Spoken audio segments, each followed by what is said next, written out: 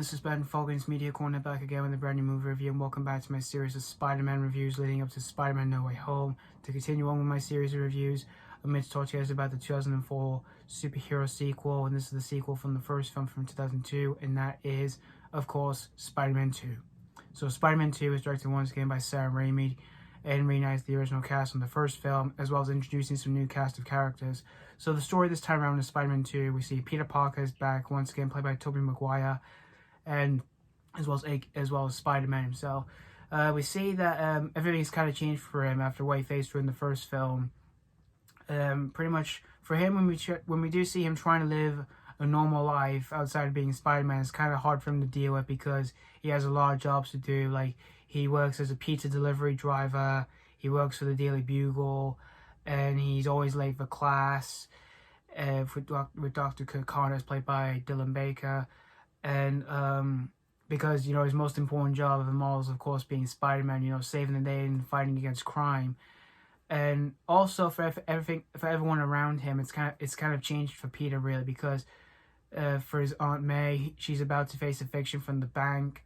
Aunt May is played by Rosemary Harris. His friendship with Harry, once again played by James Franco, is kind of broken into pieces because Harry's in grief after the tragedy of his father, and he's kind of blaming Spider-Man that he was responsible for all this. Like, say Spider-Man killed his father. And also for Peter trying to win MJ's heart, it's kind of died at the moment because MJ is now dating with someone else, and Peter's finding it hard to accept that.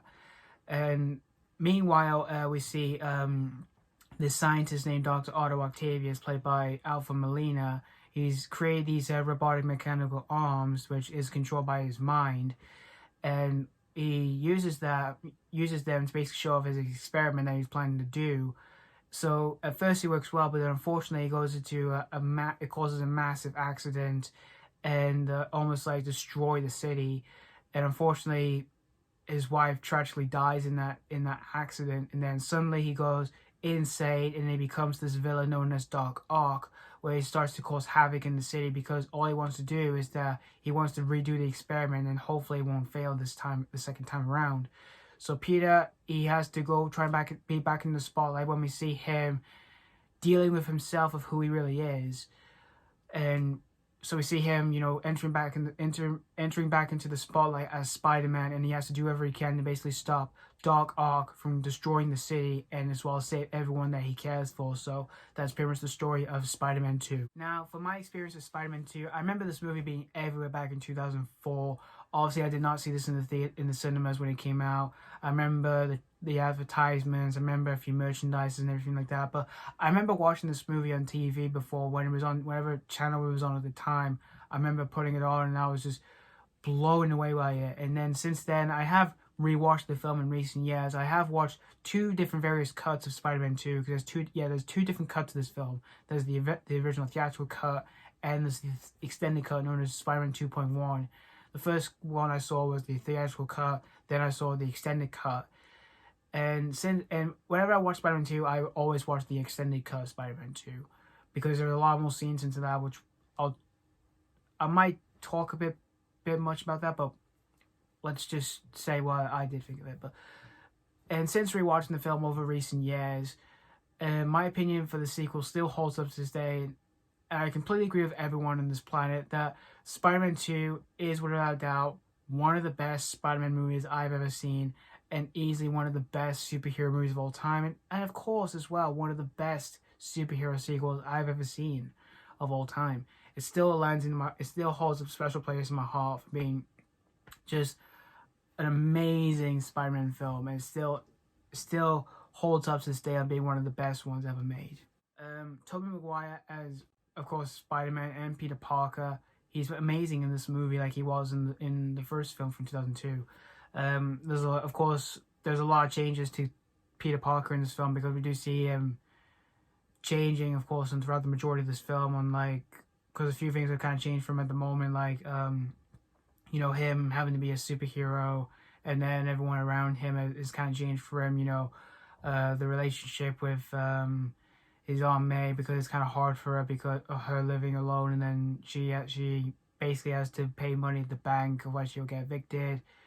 And for the friendship between Harry, you know, like I said, it's broken into pieces because Harry's in grief and all that, and the friendship between them two is just like say it's done and all that for them. And the relationship between him and MJ is kind of hard for him to deal with, kind of hard for him to accept that the fact that she is dating with someone else, not him, which is a really total shock for him. And when we do see him experiencing all that outside of him being Spider-Man, it's really shocking him for the watch on screen. When we see him, like, who should he really be? Should he still be Spider-Man or not? Which we do get that in the film. I won't say what happens for those who have not seen Spider-Man 2, because obviously spoilers. And obviously he's obviously still full of joy as Spider-Man, just like he was in 2002. And for other cast in the film, you have Kirsten Dunst as Mary Jane. She's still she's still great in this movie. James Franco as Harry was really good. Rosemary as Aunt May. She was very good in this movie and gives a very powerful dialogue, like, quote in this film about being a hero and all that, which I found it pretty inspirational. And as well as you got J.K. Simmons returning as J. Jonah Jameson, still absolutely entertaining in the movie, like he was in the first film. More entertaining quotes in this film that are full of jokes and just humor and everything like that. And for new additional cast in this film, you got Alfred Molina, who plays Doc Ock. What a casting here in this movie. I thought Alfred Molina was amazing in this movie. He just looks like Doc Ock from the comics, as well as from the animated TV series in the 90s. I thought he was absolutely amazing here. And for the effects on the arms, we'll talk about the effects later on, actually. For other cast in the film, you got Dylan Baker, who plays Dr. Connors. I thought he was really good in this movie. And for other new cast who were in this movie, I thought they did pretty good enough for the most part. And for the direction by Sam Raimi, it's a different, sort of total different take on here from what he did in the first film. Because the first film, like I said, the first film I thought, for being introduced to into that world of his version of Spider-Man, it felt a bit cheesy. But here, it's totally different, and I thought he absolutely blew it out of the park. Like, he did an amazing job of directing every single action sequences in this movie that I thought were absolutely breathtaking. Like the scenes, like the failed experiment scene. That scene was very intense and thrilling. The hospital scene, which was pretty tense as well, and kind of almost like a horror film, because even though Sam Raimi directed horror back in the day, before he did a superhero film like this, that hospital scene is really intense and pretty dark, almost kind of dark as well, but not obviously bloody violent or anything, but it's pretty kind of frightening as well. On like what Doc Ock's mechanical arms are doing when we don't see him with his eyes with like we see him like he doesn't see what's going on. His arm, because all of his arms are controlled in his mind, really. And I really like that scene. And other scenes as well, like the bank scene. The bank scene was awesome. But the most awesomest scene I've ever seen for a Spider-Man film that everyone has talked about and still can't talk about and never stop talking about on the internet is the train scene. What a scene that is I've ever seen for a comic book film. It's easily one of the best scenes I've ever seen for a superhero film. Like next to other best scenes I've ever loved for a superhero film, like the airport scene in Civil War, and other scenes as well, like the big the city scene in the first Avengers movie, and other stuff. And there are some just other other awesome action sequences in other superhero films as well.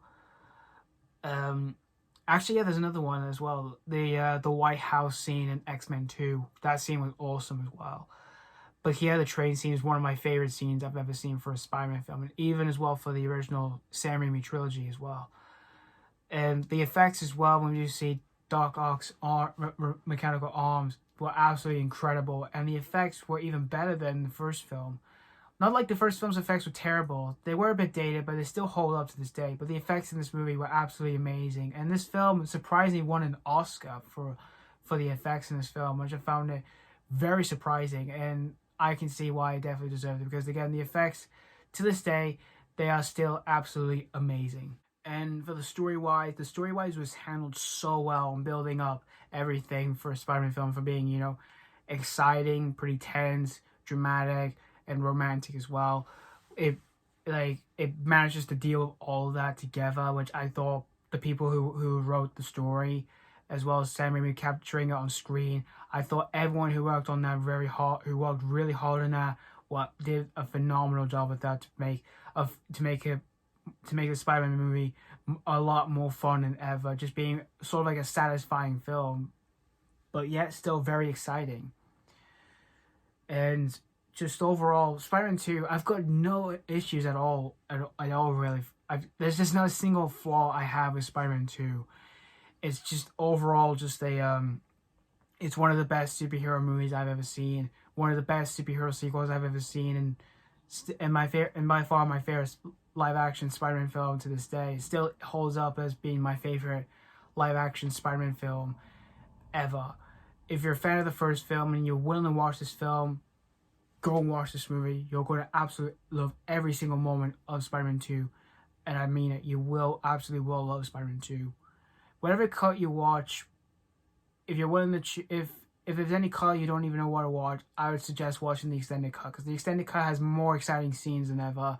Like more scenes with the train scene, more scenes with the bank, and other stuff as well. It's just the best cut I've ever seen for a film, and that was the very first extended cut for a film I've ever saw. So, but yeah, I've got pretty much nothing else to say for Spider-Man 2 other than it's just my favorite live action Spider-Man film by far. I'm gonna give Spider-Man 2 5 out of 5 stars.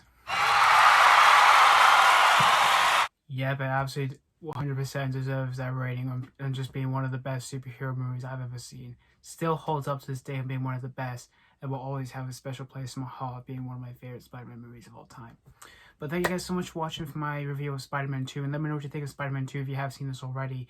Do you absolutely adore this movie, or do you not really appreciate this one? And let me know what you, if forever theatrical cut, whatever cut of the film you've seen, if you like the theatrical cut or the extended cut, let me know which one of those do you like. If you like the theatrical or the extended cut more, if you either like it or hate, whatever, which one is of your opinion. So yeah, and stay tuned for more Spider-Man reviews I'm planning to do before No Way Home comes out. I will do a review on No Way Home probably a couple days after release date, just so as long as I'm not busy, because I've got work and all that. But yeah, I can't wait to review every single Spider-Man film. Next up will be my review on Spider-Man 3. I can't wait to review that one. So yep, just again, thank you so much for watching it, and as always, this has been Falcon's Media Corner signing off.